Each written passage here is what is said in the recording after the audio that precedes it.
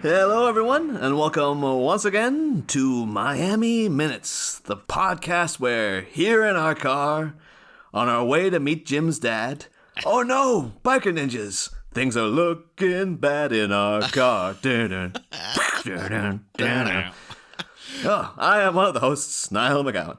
I am your other host, John Parker, cruising along in the said car, and I may have to insert a musical interlude right here. It's just unrelated, like no Gary Newman or anything. It's just... No, completely. No, we don't be sued. But put in his non-union Mexican equivalent. Just put in the Cars. But like, you might think it's foolish. That would be a great prank. That would be genius. The full 3 minutes of it as well. It's just doing that thing. I remember that being the turning point with me with going off Family Guy. Was when I remember they used to do the Conway Twitty thing.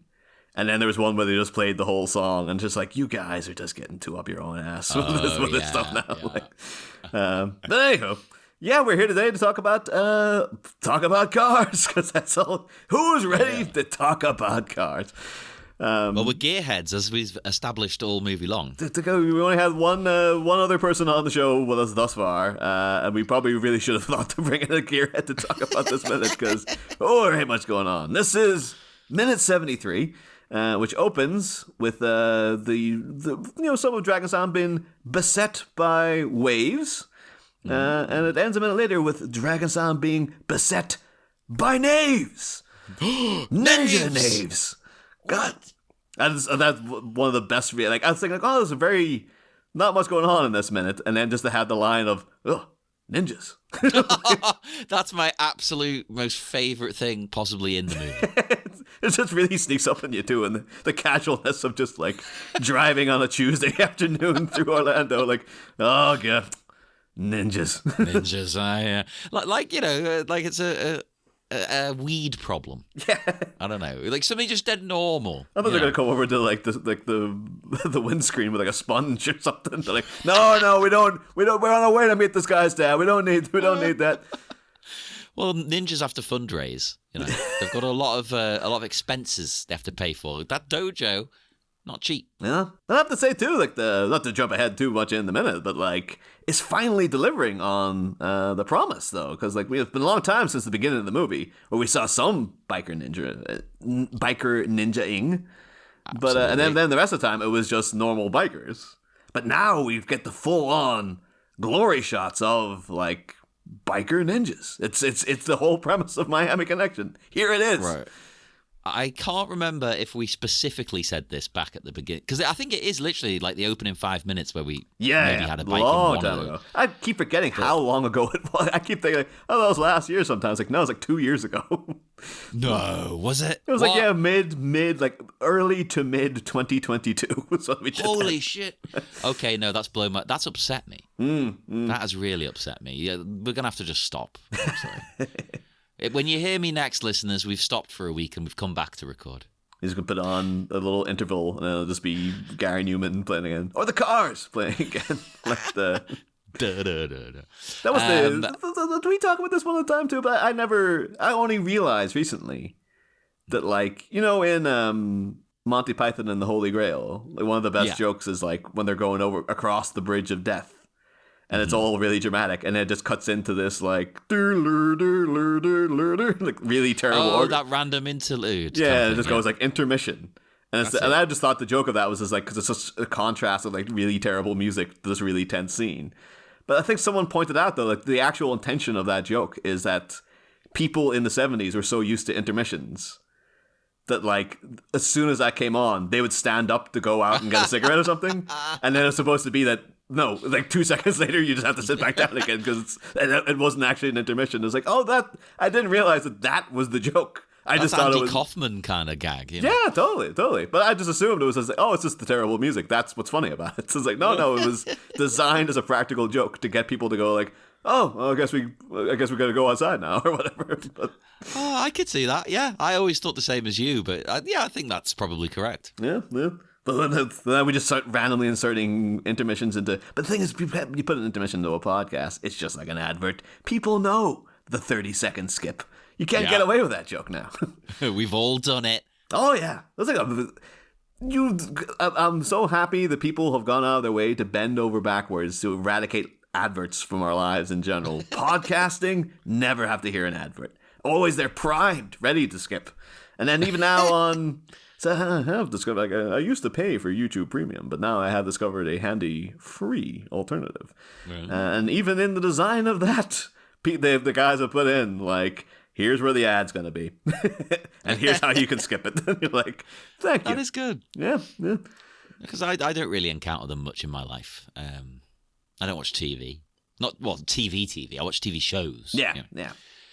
How did we get... Oh, yeah, that was it. Bikes. Yes. I was trying to think how we got down this road. So, I don't know if we've talked about this since the beginning, but just the contrast of ninjas and loud as fuck motorbikes is the most hilarious thing to me. They really are completely counterintuitive to each other. I'm just like, yeah, make sure to get on all your stealth gear, your black ninja gis, so, people can't see you in the bright Orlando sun. And then get on your very loud hogs and rev your engines as you obnoxiously take up the entire goddamn street as you're cruising on your way there. That's another thing. You could maybe, at a push, justify one guy. Mm-hmm. There's like 20. Oh, yeah. It is. It's a full-blown fleet. Like, yeah. I guess were they on their way to, like... I feel like we just skipped to the end of the minute, basically. But should we go back to the beginning? Yeah, let's go. Yeah. Because we do get... I think I made another little slight discovery in that it is notable that Jack only really gets one scene of dialogue in this film. Mm-hmm. And he wasn't great at it. And now... He gave it his all, Niall. He gave it his all. But just looking at him having to wave in this bit... He really looks like he is like, yes, this is how humans wave. Because Tom's there looking super cash, Jane looking like a normal person, and then Jack next to like, yes, hand goes to side, and can I stop now? And it's like, well, what? You know what? I feel his pain because the first note I wrote, I sat down and immediately just went, I hate waving as people go. Right? And it's not because I'm antisocial, although I am. It's not about that. It reminds me of visiting family, right? Which is nightmarish in and of itself. I don't ever want to do that. But, like, the thing to me is, how long do you keep waving? If you stop too soon, you look like a rude bastard. Yeah. If you keep doing it until they're out of eyesight, you just look like a fucking idiot. Now, see, I've got things, like, I pushed past that barrier a long time ago now, where it used to be like, oh, I guess you have to... see people out to the door and, get them on and wave at them from the door. It's like, I'm down now to like, okay, I'll see you. And like, maybe I might go to the door and it might be like a very brief, like, yes, yeah, right, but we're done. That's better. That's much better. But family don't want to do that most of the time. That's, no, there will be, particularly in Ireland too, there's just like, that doorstep is going to be your home for the next hour. Like there's going to be full-on conversations you should have had 2 days ago. Yeah. Don't they call that the Irish goodbye? Yeah. It's usually a phone thing, but it is very much in person as well. It's just like, it's the only thing worse than it is the Irish hello, which is when you bump into your aunt in the street. Oh, no. And it's just well, that's every plan I had today. That's my afternoon at the very least. Yeah, it's completely decimated because you're just like, no, it's legitimately going to be at least 40 minutes, if not 50. Just taken up with a conversation I don't want to have, but you can't get away. See, if I went to the shop and I bumped into someone I know, I'd be mortified. Like, I wouldn't mind you because we're on the same wavelength. Yeah. We both understand that it's like, yeah, hey, yeah, see you. But other people don't operate on our sort of plane. Yeah. Oh, no, I'm very much like, I'm sure people have spotted me, but like I am... Like, I know you're a man, you're a person, John, you got the big headphones on and you are sort of in your own world. Yeah. Whereas I'm very aware of everything that's going on outside when I'm out because I'm trying to avoid everything. And so when I see someone... Well, I suppose they're just different approaches to avoiding everything. It's like, and I have I don't mind admitting it. I've seen people in the distance in shops and like just gone like, oop, and like ducked behind, and just been like, I've seen people in the distance in streets. So I was like, all right, I guess I'm ducking down this corner now. People I like, people I'll be happy to talk to. That's the thing. It's not about liking them or not liking them. So don't think we're just moody bastards, listeners. It's not about that. It's the awkwardness, and it becomes a thing. Yeah. You know. And I've discovered I'm right about all of this as well. Because, like, I used to always have a thing in my head, like, I hate having to make small talk with people. And it's always so awkward. And I always feel like I'm the one really, like, other people are quite happy to sit in the awkward silence. But I'm just like, you're not going to try to help here?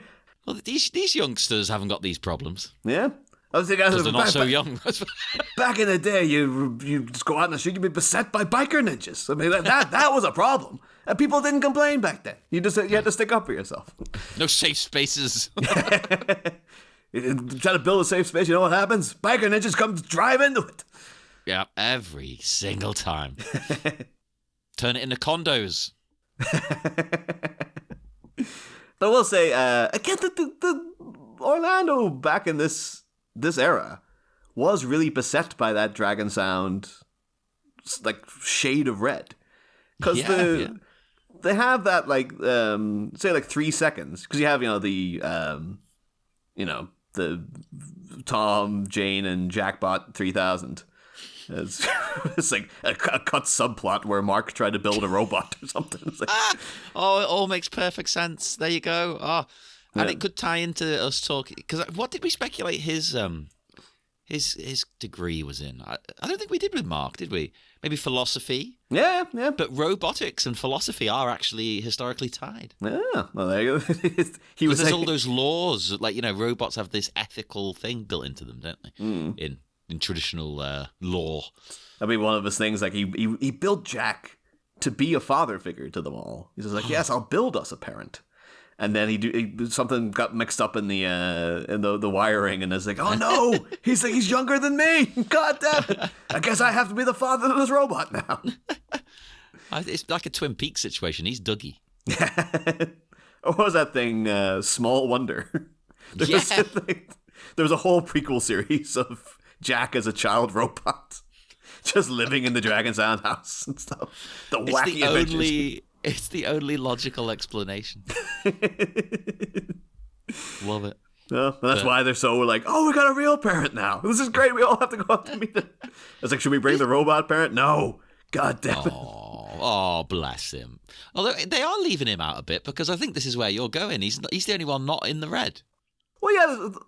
No, that that's a good point. But that wasn't what I was going for. But that is true, actually. I think maybe John doesn't have it, but Mark is obviously rocking the red. Jane's got the red belts. Tom there, classic. Yeah. And then Jim's got the tie. And I think it's only John and Jack. They're the only ones going. They're going in ninja form almost with the. Maybe that's what it is. They need to be on alert. Oh, I mean, that was going to be. It wasn't that he was a robot. It was Jack was secretly one of the ninjas. And this was the tell. Yeah, go back. They'll ring the house and then find out that he's killed Tom and Jane. It was one of those things that's like the ninja was already inside the house. Oh, that'd be amazing. And he's been orchestrating everything. He's actually the big bad. He's the boss of Yoshito. It's like, yes, my name is Jack, but with a G. I am the father of Jeff. And Jane's just like, what? How does this work? Are you my dad too? Shut up, Jane. We're going to make this twist not work ruin the mystery. But my thing was that, because you get this shot of them all waving away, and then it cuts to a shot of the car, but in the background, there's a guy in another one of the same shade of red. So much so, I thought that, this was just another angle, and that Angelo had randomly burst out into playing a game of baseball or something. I was like, yeah, that's what we're gonna wait a while, I guess. You guys want to play some pickleball or whatever? I legitimately, just because June Dan Rayful always mentions pickleball, I did look up where there were pickleball clubs.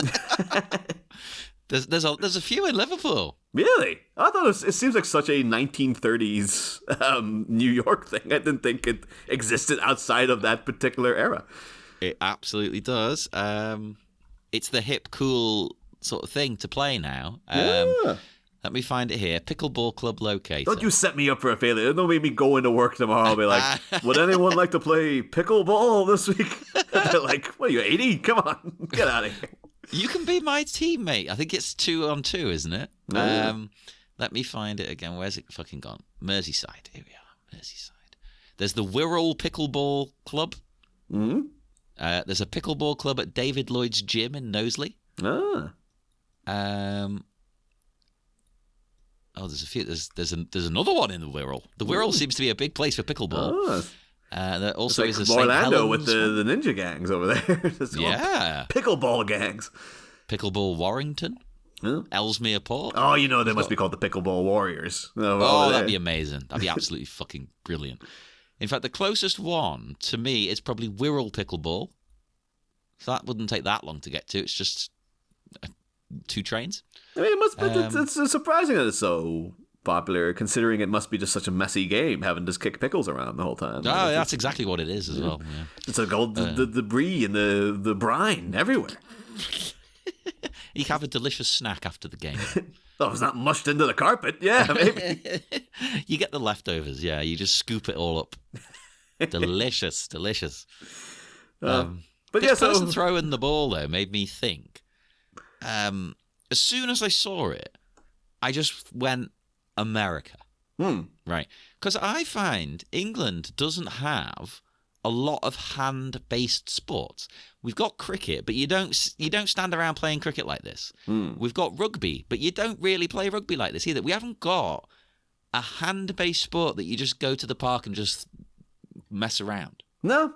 It is all just, football, the drop of a hat. Like soccer, as they would call it in America. But, like... Yeah. And that's to the point of, like, it's a pain in the ass to go to the park because, like, you could get hit in the head by a football at any given minute. Yeah. It's the worst thing to me, it's a bit like that bit in Peep Show. I'll be walking along... and some kids will be playing football, and the ball will get knocked, and it'll come over to me. Oh, yeah. No, and they always go, kick it here. And it's like, oh, no, because I can't kick a football. I look like an idiot. I've seen the worst of that happen, too, like, during university, when me and one of my friends, who was also just, like, ergonomically inept in every way. And, football got kicked over, and the guys were like, when you kicked that back. He just punted it and it just landed in a tree. That's almost exactly what. Just run away. Yeah, but he was probably just like, I'll show them what I got. Just booted it. And then they're just standing there looking up and it's like, oh, how the hell are we going to get that down now, asshole? You told me to fucking kick it. Yeah, it was just like, I mean, I'm not going to stand here and help.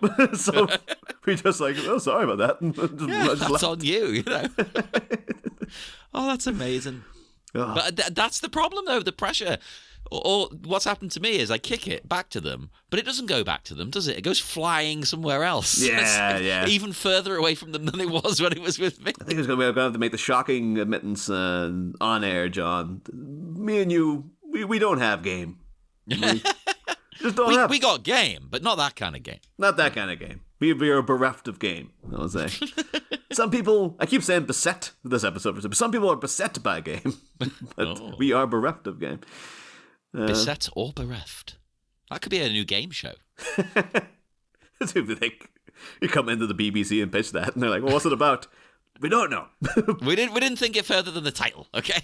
Would you consider celebrities kicking pickles around? Maybe that could be part of it. Sold. But yeah, so now we get a lot of footage of the guys driving around and get to do the good old fashioned thing of not extra spotting, but like people spotting who were just like, yeah, they were there when we filmed. So there's a guy in his little tight black shorts, immortalized. Doing a little dainty run across the way. They're doing the proper like. I've seen many people like really into fitness will run in this very particular way, and it's one of the things that's like, I don't know if I could go out and do that in public, quite frankly. I've done it a few times. I'm not a good runner. I prefer I like HIIT training and things. But running, I get knackered in about 5 minutes. But I have done it out in public, And it's just as awkward as everything else we've talked about. It's horrible. So now, I'm sure American listeners will be, of course, familiar with American Gladiators. But like over here, me and John are both very aware that they've brought back the UK version, which is just called Gladiators. And it seems to be superior in every single way. Like, there's no bones about it. But at the end, of course, they have the Travelator, which is a big thing. Like, you have the big thing at the end is that, like, the two contestants go through the Eliminator, which is a big series of tasks, like climbing up ropes and cargo nets and swinging this way and that way. And at the end, it's a big thing that's basically like, it's like an escalator going against you, but it's flat. And it always looked really easy when you were a kid, but now you're an adult, you're like, at the end of all that, you have to run up that thing? Jesus Christ. But I remember seeing, there was one me and you watched, John. I remember the other day, it was like the two, it was great TV, but like, yeah, the two ladies at the end were just like, could not get up that thing. But they just kept falling down it. It must have gone up about 7 times. But then, I hate to tell you, John, I watched one without you. Was it this week's one? Yeah. Me. Yeah, I had to watch it without you as well because I was like, by the time we meet up again, there'll be another one. Yeah, but did you see? There's a guy at the Traveler at the end who was doing this kind of little shuffling walk run. Like, very very dainty run up the Travelator. It worked, to be fair, but it's just I think it must be easier on your joints or something. It must be that, yeah. Maybe he's an older guy or something, but like, and maybe he also thought it through as well. I was like, no, you want concentrated minor steps, because we've now also seen like, oh, if you just run at the thing like a friggin' galloping horse, and you're already exhausted, you're just gonna fall down and just go right back to the bottom. So he's just like, I know it looks ridiculous, but I'm doing little dainty steps up the Travelator.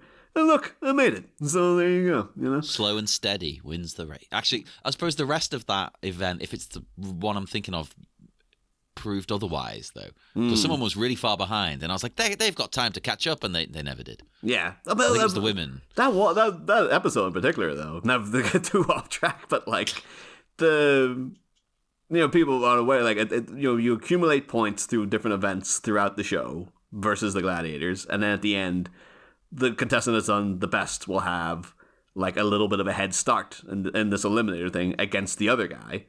And it's usually like 0.5 seconds because the points are that close. And this week's it was just like one of them had like 7 seconds ahead of the other one. It was it was massive difference. It was just like, well, you're just done. Like there's no way you're going to catch up. And then so. No, well, you got to try though. Yeah. Anyway, even if you know you're beaten, just keep on going. It's a good lesson. But anyway, yes, we did talk about doing a Gladiators podcast one day, but today it is not this day. So it is not. Sadly, I do have a question though that maybe I'm forgetting something because we've been doing this for 2 years or whatever you just said. Mm-hmm. When did the car get that giant dent? Oh, let's see. I don't know if I even clocked it. Stop it at around second 7. Oh yeah, maybe. yeah. No, there's a big old dent. It's dented to fuck in like multiple places. I think like that's probably a thing that's occurred throughout filming. That's probably not a plot point. It's just like we were filming a fight near the car, and like, oh Christ, uh-oh. I think you're probably right, because wouldn't it have been a thing? Yeah. Oh no, totally. If that had been like when they were beset by Dexy's crew, like if they had trashed the car. You think actually because they all evacuated the car, right? Do you think that would have been a thing where they would have just gone and wrecked it or something? And then it would have been like, just the rest of the movie, the car is totally trashed. But if that was the intention, they did not make a point of it because, it's a big old dent, but it just feels more like they were setting up a lighting rig. And they was like, oh, Christ! And then just landed on top of someone. I was like, no one mentioned anything. Okay. I suppose, though, it works, because it fits what we know about the guys. Like, in the universe, let's say they got bumped or something, they haven't got the money to fix it. No. So it works. Like, it's one of those happy accidents, I think. I've been one of those things, too. Like, I would like a car with a couple of dings in it and stuff to show character, that kind of thing. But it makes you look like a badass. Yeah, because I always find just nowadays people don't have any flair in their cars. Like, you go out and people just buy very sensible, boxy little things, and they try to make it look... I hate them all. They're awful. Yeah, there's nothing impressive about them, and you're just like... Ugh. I have no intention of ever learning to drive. I have just no interest in it. But, like... Same. Particularly, if I were to learn to drive, I would want the Dragon Sound car. Like, something like that. was like, yeah, Absolutely. it's got dents in it, and it's weird looking, and it's a big ostentatious like convertible and stuff. I was like, yeah, I'm making a statement, aren't I? Come on, get out of here. Well, you are a peacock. Yeah, well, if it wasn't gonna be that, it'd be like I have to go for like I'd go for like Mr. Bean's car or something, something that sticks out. But I think a lot of people are like, you don't want the car to stick out because then someone might key it or try to steal it or whatever, and so that's because it's so much money and you never stop paying for it. It's just like, well, why? No, just go for a gray box, and then that might be what it is. It might be a deterrent. Yeah, unfortunately. Go for a boring, basic colored thing, and then just hope no one notices it. Because if you draw attention to it, then someone's going to do something to it. It's my attitude to my own personality. But yeah, so not only are these biker ninjas scofflaws in so many manners in terms of being both bikers and ninjas, they also just driving around with their headlights on in the middle of the day as well, for some reason. As if they're just like, we don't mind draining our batteries. We'll waste all the electricity we want, God damn it. I wonder if there's a law about it, maybe. Oh, no, because there's one guy who hasn't got his on. Out of all of them, I can see one. He's the scoffiest of scofflaws, potentially. Yeah. As everyone else is like, make sure you have the lights on. But it could also be that the filming just went on so long that they started shooting at like 11 at night. And this is now 6 a.m. And they're like, oh yeah, guys, you can turn those off now, by the way. Like, it very well could be that, it could be. Unless it's like an intimidation technique or something. Oh, it could be. Again, but so counterintuitive to being a ninja. Like, not only are they on the loudest goddamn things you can imagine, not only are they out in broad daylight in fleet formation, they've also got their friggin' lights on when they don't even need to. Well, yeah, that's the thing. They're like, yeah, we're ninjas. We could be invisible. We could fuck you up from the shadows, but we don't need to because we're that badass. Yeah. But they might as well change the uniform to like bright. They could go for the bright Dragon Sound red, I guess. Oh, that would be cool. That's the only thing this movie's lacking. Someone, maybe even Dragon Sound themselves, getting suited up. Oh, totally. They could go undercover at the dojo. And then at the end, there's like when they reveal, they whip off the mask, and then Mark rips off the sleeves at the same time. Yeah. Like, it was me the whole time. Yeah, he pulls the mask off, and Yoshito doesn't recognize him. So then he pulls the sleeves off, and he's like, oh! God. That would be something, though, if it was just like, Yoshito's like, okay, now we go out in our true warrior wear. And it's the same, it's all gis in the same, ninja gis in the same, like, Dragon Sound red. And then that turns out that's why Mark is into that color, is because he was once part of the ninja gang.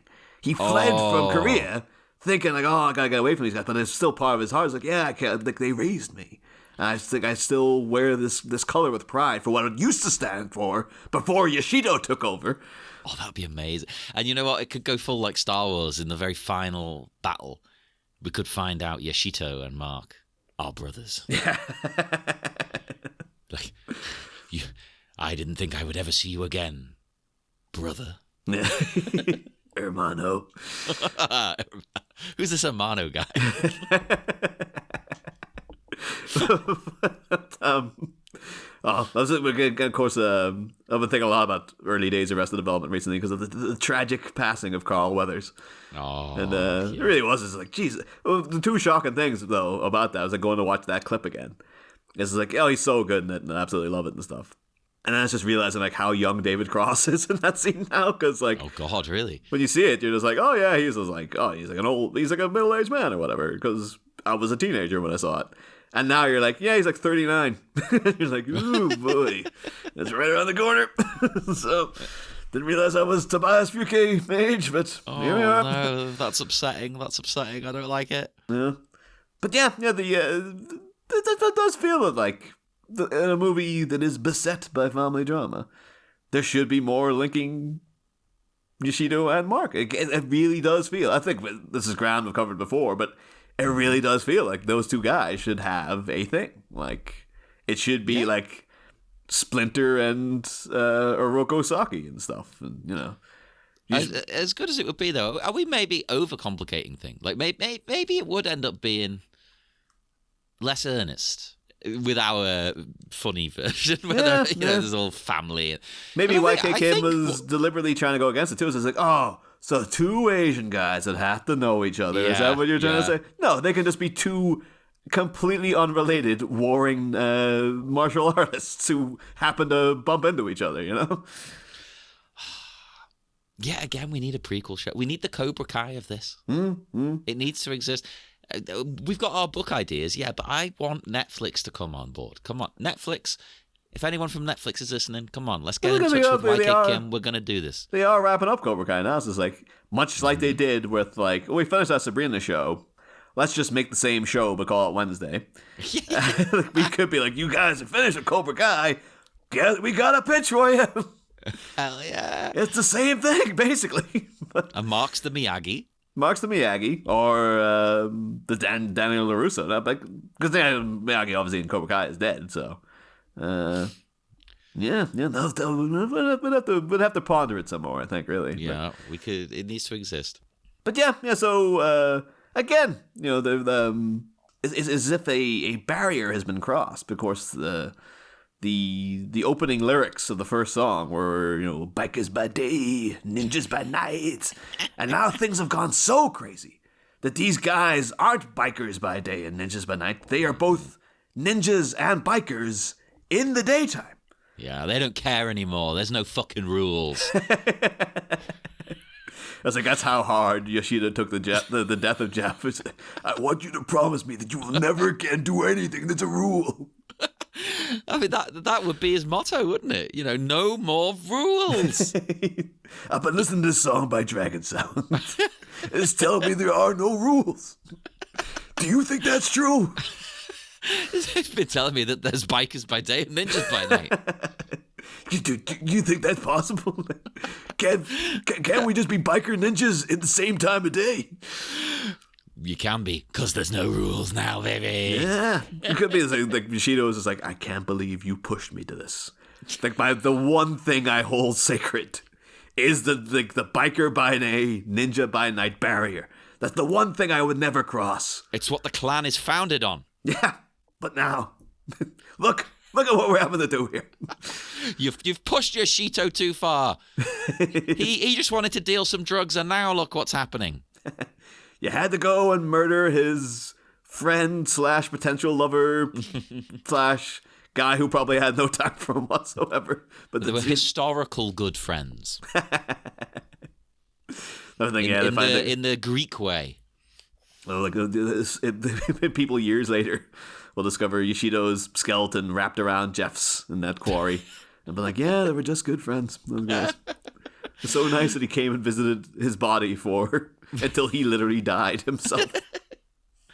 It's one of my favorite things in history.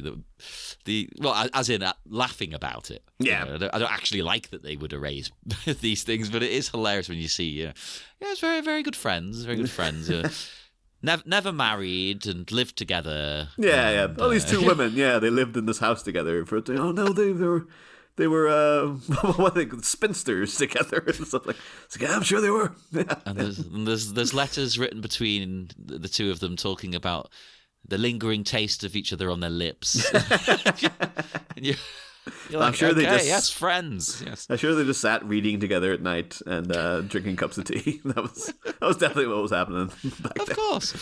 To be honest, that sounds quite lovely. I'd be up for that. No. So any listeners want to come around and drink a cup of tea? That'd be quite good. We're just looking for to start our next project, Portrait of a Woman on Fire minutes. Which would be... Don't tempt me. I'll do it. Yes, it could be... We thought the Mark training on the lawn minutes were slow. Oh boy, you're trying to do that film minute by minute. That is an ordeal you're setting yourself up for. It's a beautiful film, but holy Christ, it is slow. Well, we have to do it now. Yeah. You've put it out into the universe. It's happening. Once we finish the Manimal podcast we're doing for Bat Minutes, and the Gladiators podcast we'll also be doing as well. Jag Race, our show we want to do. Yeah, Bat Minutes, Jag Race. We've got a lot of ideas, listeners. We've got lots of things in the fire. Lots of irons in the fire. Mm-hmm. But yeah, so ninjas. Because I know earlier on we looked up some of the bikes. I found a new bike mixed in. Well, I say new. Maybe we just didn't spot it earlier, but I saw one that I didn't recognize. So I looked that up, and it means nothing to me, even though I'm a gearhead. But it is the Honda CBX 1000. I'm gonna have to say this American Z. That pains me to say Z. Z. Jesus Christ. Zed. We're gonna go for the Canadian audience. Go with Zed. Yeah, you know what? Yeah, Canada, you're now our number one. It's the 1000 Z. So I know I mention it every time that anyone ever discusses Z versus Z, but it's still my favorite thing that I learned in French class was the French alphabet. And it's all the same, like, buh. Like, it just sounds like, yeah, you're kind of just doing the English alphabet in an accent. And then it just gets up to the end, where all of a sudden, out of nowhere, it just goes W, Yeah. Y, Z. And you're like, whoa. Y? They really stepped it up at the end there. That sounds like a Dungeons and Dragons villain. Y and Z. Yeah, they're a duo. You have to take on both the bosses, Y and Z. Lord Z. This is the thing they just doled out like, oh, everyone do like 3 letters at a time to translate it. Most of them just got really lazy, and then the last guy was like, no. He's like, I'm going out with a bang. So like, why don't you just make it like yeah or something? Like, no, Y. Y is what I'm going for. It's fucking gold. Love it, love it, love it. But no, I'm sure you got more on that. But I did also note the Honda because again, as soon as I saw the thing, I was just like, oh, that's how you know it's a Honda. It just has the big Honda sign just written across it there. So. Yeah, it's quite prominent actually. I'm surprised that they highlighted it that much without a sponsorship or anything. Yeah. I'm actually surprised that there's no legal kind of things about that. It felt very James Bond, the way they just constantly are showing you watches and things. Oh man, I'm sure they probably do get that in America. But I remember when like Spectre came out. And then we were, of course, beset by all the tie-in commercials. And it was all like, it was proper things. Just like, yes, the 5,000 quid watch the James Bond, you too can wear that. And it was just like ads everywhere for like, yeah, shoes and stuff. They're like 10 grand. Like, who the hell is buying this? It's like a brown leather looking shoe. I'm just supposed to pay more for it just because friggin' Daniel Craig wore it. Get the hell out of here! Like, what I'm sure it's a very well made shoe, but it's not really the point. It's like a more like I'm not going to go on the whole anti-Bond rant, but like it's people know I don't like James Bond. I like Bond, but you can criticize the product placement. Although I think they got a bit more subtle with it as time went on in the movie, because there was a period where they were just flashing stuff in your face all the time. Totally. Oh, 100%. Yeah, it was part and parcel of the whole thing. Again, even Inspector, where it was just like, yeah, you can get that suit as well. That gray suit he's wearing. You would never blink at it, like if you just saw it in the street. But James Bond's wearing it, so I guess that's worth 20 grand to you now.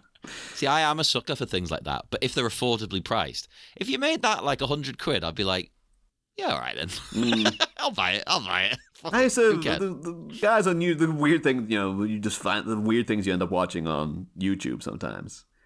And like, I'm very, very well aware of like, there's a channel I subscribe to.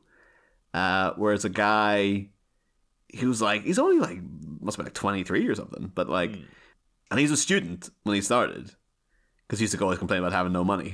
So that's how you know. But he used to like, he's like a Doctor Who cosplayer.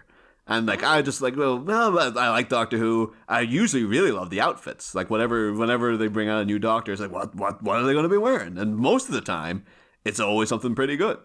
Even things that seem very simple will turn out to have like little hidden details. You're like, ooh, that's very snazzy. Like Peter Capaldi's coat looked basic, but then you find out like, oh, it's this weird button that goes way high up, and then when he puts his hands in his pockets, spreads out, and you see all this cool red lining and stuff. It's like, oh, it's actually very nice and stuff. Yeah, I agree. And I'm not even someone who's watched a lot of Doctor Who, but I like all the clothes. Oh, they always like, even like Matt Smith's tweed jacket was just a marvel to look at. Just on screen, you're like, my God, that's good Harris tweed right there.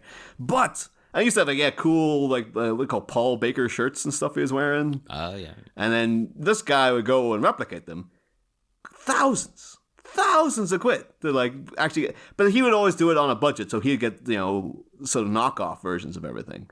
But he'd always go at the end, like, if you want to make this, here's all the links to where you can find all this stuff. Oh, amazing. And it was like, yeah, so Matt Smith's Paul Baker shirt, that is 250 quid. It's like, what? Why? Why the hell is it that much? Like, well, sadly, though, with designers and stuff, that's a reasonable price. That's insane. It's absolutely mad, insane. Isn't it? It's crazy. Yeah. Again, too, because his whole, but Matt Smith in particular, in the canon of the show, he just picks up random clothes in a hospital he's in. They just happen to be designer.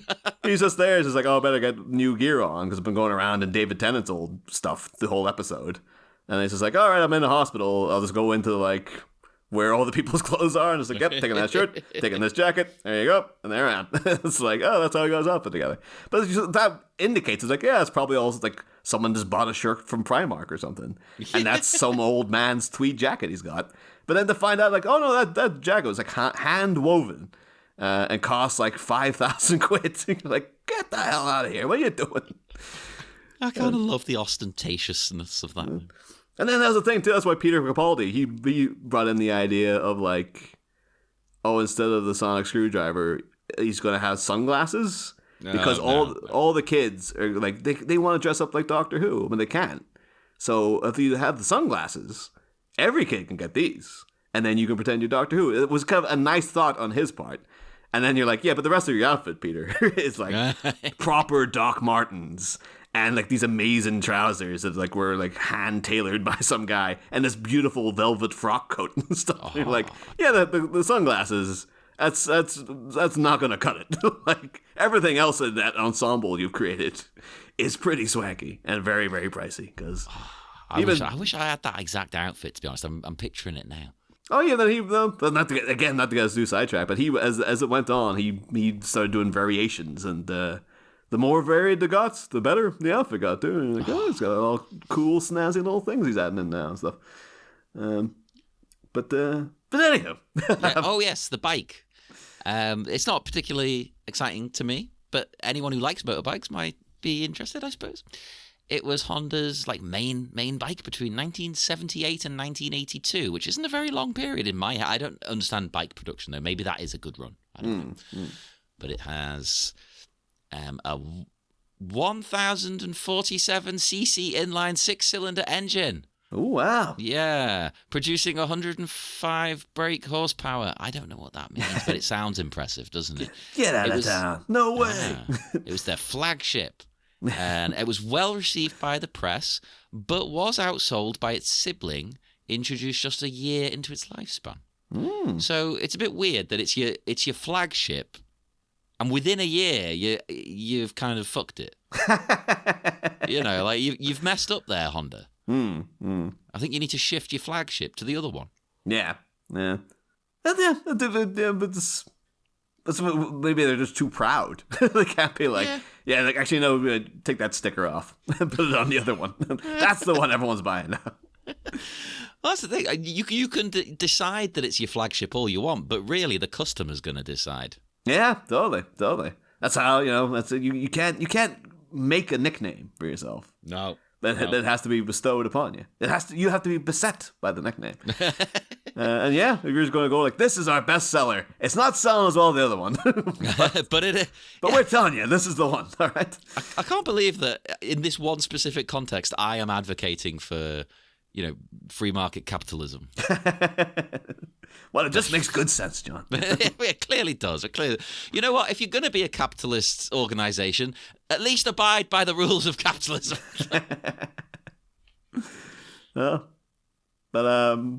But yeah, so we do get the bikes turn the corner, and then of course the greatest moment in the history of cinema, ninjas, turning the corner and just seeing a legion of freaking ninjas on bikes, but the headlights on, coming straight at you, and just having the attitude like, oh, ninjas. It's the double whammy thing for me of. It sounds so blasé and just like he encounters this every single day. Like, oh, God, ninjas again. But also, this is where I'm going to bring up the commentary track. Because the commentary track clarifies this. They in this moment, they realise what's going on. Oh, Dragon Sound do. Yeah, because they talk about in the commentary, they point that out, how it's only now that Dragon Sound understand the scheme and who the villains are. They didn't know about these ninjas. It's a good thing that the commentary came along 30 years later to explain that. It really doesn't seem like that at all. No, but if you think about it, it makes sense, because their other dealings really haven't been with the ninjas. They don't really know they're connected to Jeff, do they? No, there's no. They know Jeff's got a biker crew. Exactly. But it's just like, yeah, you know, skinny, bemulleted white guys, you know, and or people with like beer guts and stuff. And you're like, they ain't, you know, they might be brawlers, they ain't ninjas. But this is just like, again, it's the tone of John saying it. Well, that's it. That what we've just said is even more reason why you should be much more animated about what he's witnessing. And I have to say, as we've gone through this minute by minute, I mean, YK Kim is doing some good work, though, because his facial expression is like a man who's like, it feels as if he is, like he's recognizing this is his old clan or something, and he's just like, the trauma going through, he just looks like, what? Oh my God, what is happening? Like, he's having full flashbacks. Yeah, he looks as if he's having a very rich performance happening in just this one facial expression. Yeah. Where you're like, oh, almost wish the film was like better to like live up to the acting he's doing here, because he's coming across very, very well. Like he's really quite good, actually. People don't give him enough credit. I mean, look, you instantly can read about 10 different things into this expression. Yeah. He's livid, he's fuming, he's scared, he's worried, he's maybe got a past. He looks panicked, and also like he's planning, like, how am I going to get us out of this? Like, yeah. Like, we are now beset, and there's got to be an exit strategy. But also, oh my God, I can't believe this is happening. It's almost as if I can't believe this is finally caught up with me. Like, exactly, it's gotten to this level now. And that would make sense why he looks so terrified. And the others, it's probably because they're not actors, but the others aren't really reacting that much. They're just a bit like, it's a nuisance. You're 100% expecting John to be like, just go around. Like, no, we don't. No, I don't want to buy a friggin' watchtower or whatever. Like, get out of here. They're selling roadside shuriken. It goes 10 cents each. No, I don't need it. It's the only way to get hold of them back then. Oh, come on, that's just an old sheriff's, like a children's sheriff's badge that you just scraped out the word on top of it. Come on, get out of here, asshole. I buy all my shuriken at the side of the road. Not traceable. But no, yeah, it does, though, have a kind of like, it lends into a thing we've kind of been speculating on the whole movie. Whereas this is set in a kind of Streets of Fire-esque reality, wherein there's roaming, or like the Warriors, where there's just like, there's just crazy street gangs everywhere, and this is reality. It's like, there's just cocaine spewing ninjas on the street. So it kind of has like John been like, oh goddamn ninjas again, like, oh man, I got stuck behind these assholes one time when I was trying to get to work, and it was that was 20 minutes late because of them. Jesus, look. And just to be like, oh, here's a group of ninjas. Oh god, what are they doing? What do they want? And then it's been like having to realize later, oh, you're looking for me. Like, you're looking for us. Like, who the hell are you? What do we do? Yeah, what?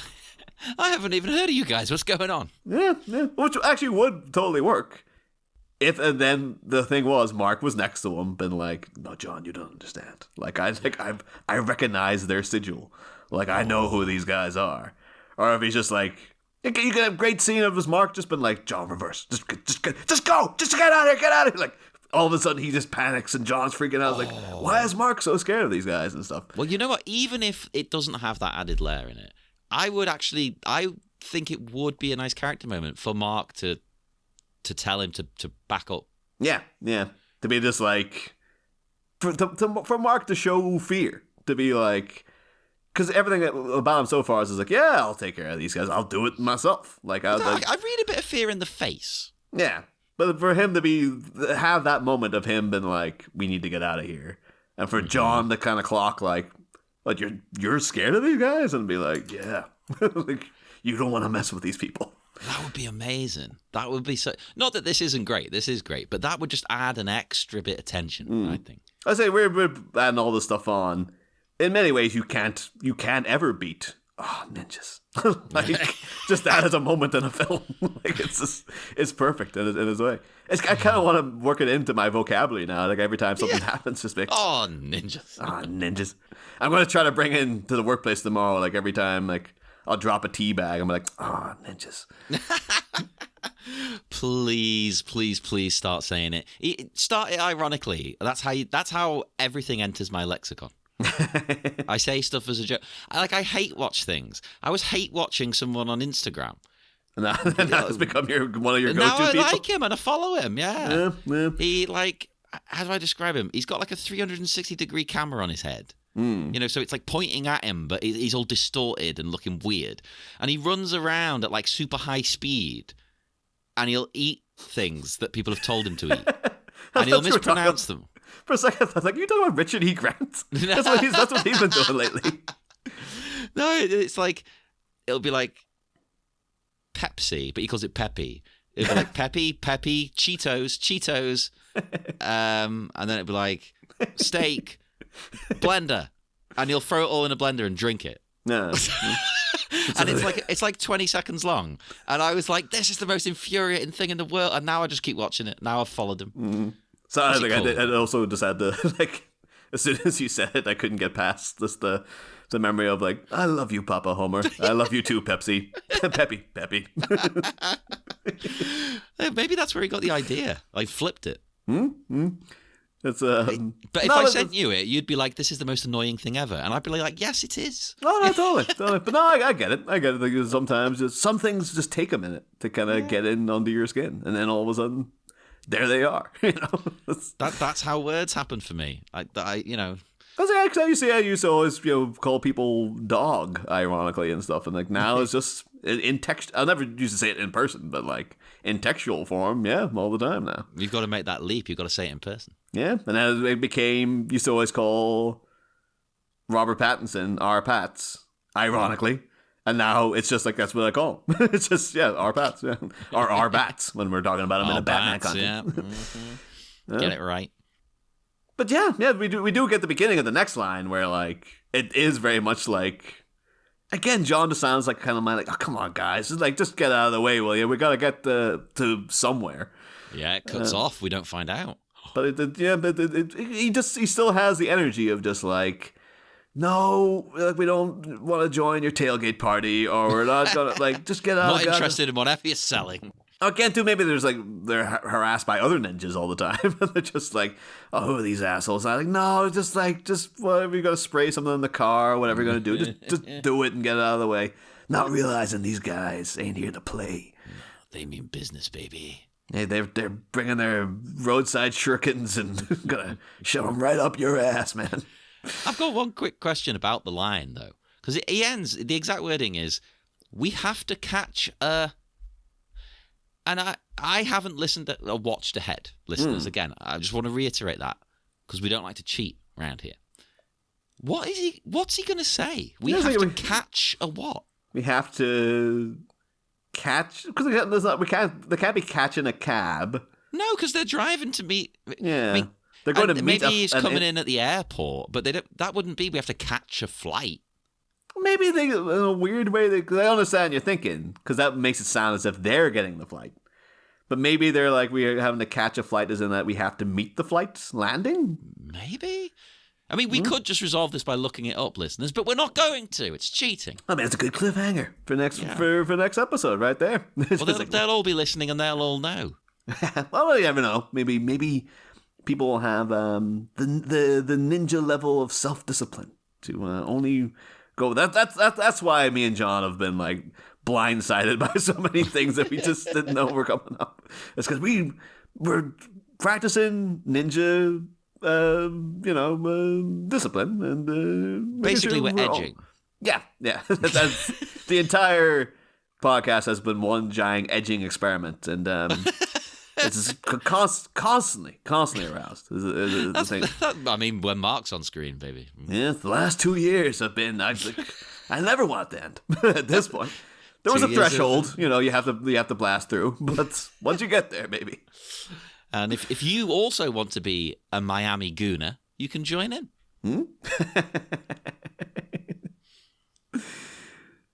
I don't even know where we go from there. No.